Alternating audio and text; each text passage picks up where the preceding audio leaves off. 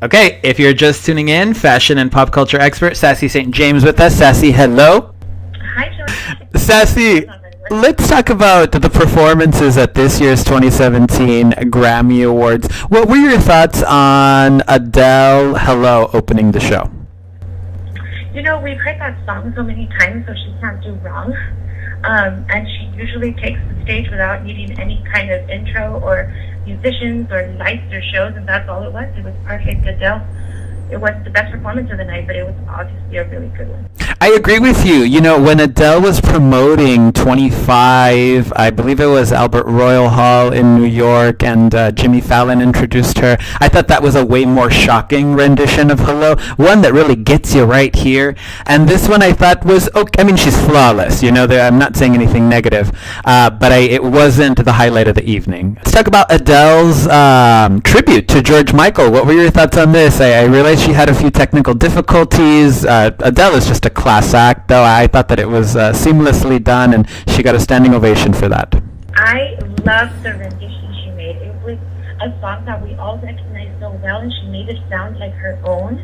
And I know George Michael up there in heaven is loving that song as fellow Brits that they both are. I know he was super happy. And even if she had that little mishap at the beginning, you didn't even notice because she slayed it. She took it to church. It was so good. Now, do you think that Prince is cheering on the Bruno Mars performance? Because I didn't feel the same way about this one. I liked Bruno Mars. Bruno Mars honestly always takes the show also. He's one of those people that always entertain really well. His guitar riff was what I was worried about. He would probably mess up because no one can do Prince guitar riff like he does. But it was actually pretty good. I was a little underwhelmed. I thought, I adore Bruno Mars, and I thought it was just okay.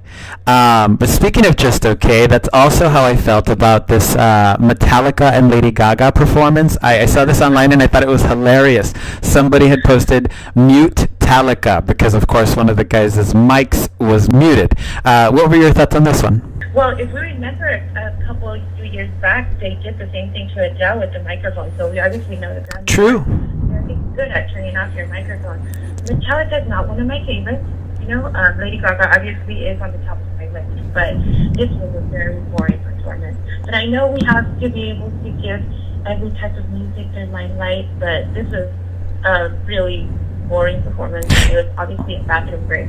Yeah, I think that I agree with you. I think that it was unnecessary. I thought that Lady Gaga, anybody can cross genres, but that doesn't mean that you're necessarily going to be good at it.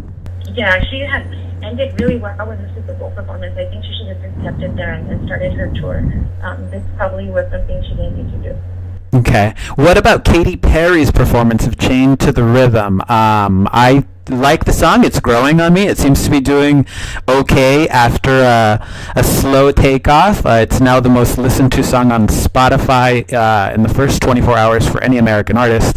I thought it was okay. Really, my only complaint on Chained to the Rhythm was Katie's outfit. You know, this is to some degree the world's stage, and she's up there wearing sensible footwear. She's wearing tennis shoes. I was a little disheartened. I know a lot of people always hate the tennis shoes look, but right now it's so awesome. You can go and get yourself some awesome Louboutin or Gucci tennis shoes and rock them on stage, which is what a lot of us girls that wear heels to the club would want to do once in a while. As an artist, I think it looks pretty cool up there. You wouldn't take it to the club, but the song's great. I think it's going to be a hit. She does great with her music. Well, first things first, Sassy St. James, you don't owe a pair of tennis shoes, so I don't even know how you're commenting. And second, don't you think that it's so much easier for an artist like Beyonce? Beyonce is wearing 31 pieces of jewelry during her performance. It's so simple for an artist like Beyonce to upstage Perry. It's true. It's very true.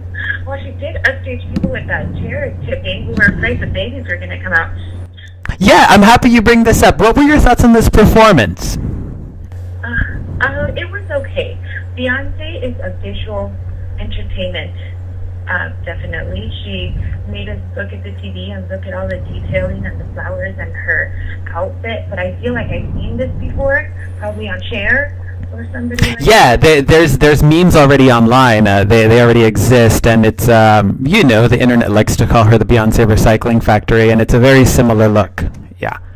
It was okay. She has an amazing voice. No one's ever going to take that away from her, but I really didn't think it was a wow performance. But, the Beehive, they're going to be coming seeing her. Don't come for the Beehive. Don't mention the Beehive.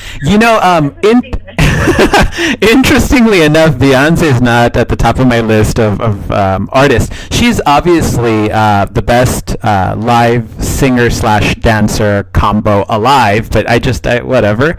And I was really kind of pleased with this. I don't care for Love Drought on Lemonade, but Sandcastles I thought was really well done, and the choreography. I thought that her opportunity to do this visual performance, because she wasn't going to go up and shake her butt, I thought it was really well done. I was really happy with it, believe it or not. Yeah, it wasn't that bad, but the Coachella people are watching to make sure if she's going to be okay in a few months to go dance for them. I don't know what she's going to do on their stage. That's kind of an ongoing question. Is that something that we want to see? Do we want to see Beyonce at Coachella pregnant? Because it's got to be comparable to what she did tonight for the Grammy Awards, because she can't move. I guess here's the example I like to say. If Britney Spears was going to, and that's the queen of all music, better than your favorites to me. If Britney Spears was going to do a stripped down acoustic show, I don't think that it would be as exhilarating for me. I don't think I would rush to buy a ticket. I want to see her wearing nearly nothing and dancing, and that's kind of the point of the quintessential pop star.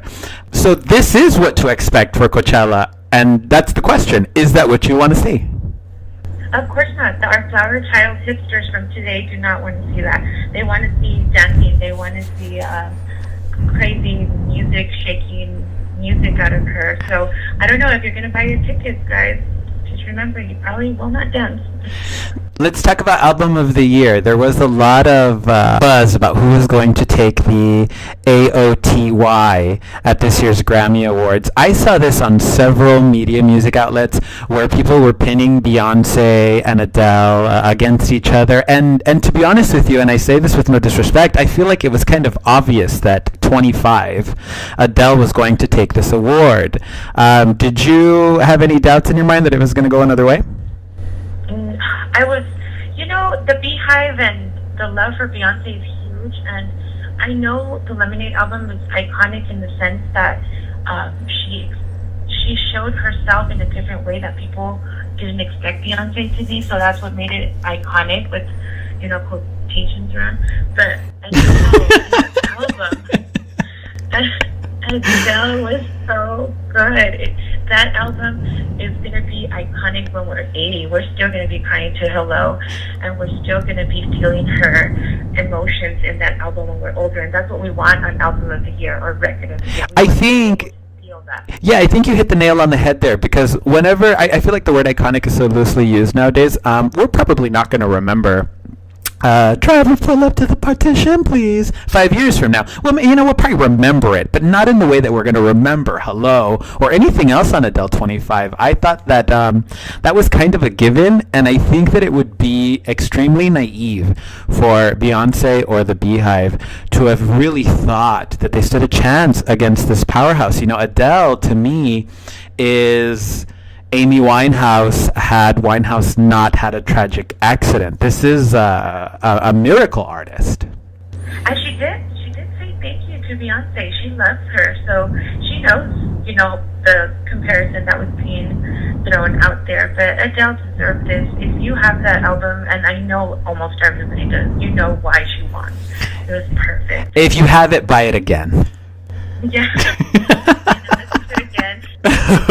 Sassy, thank you so much for being with us today. Thanks, Joey. It's always fun.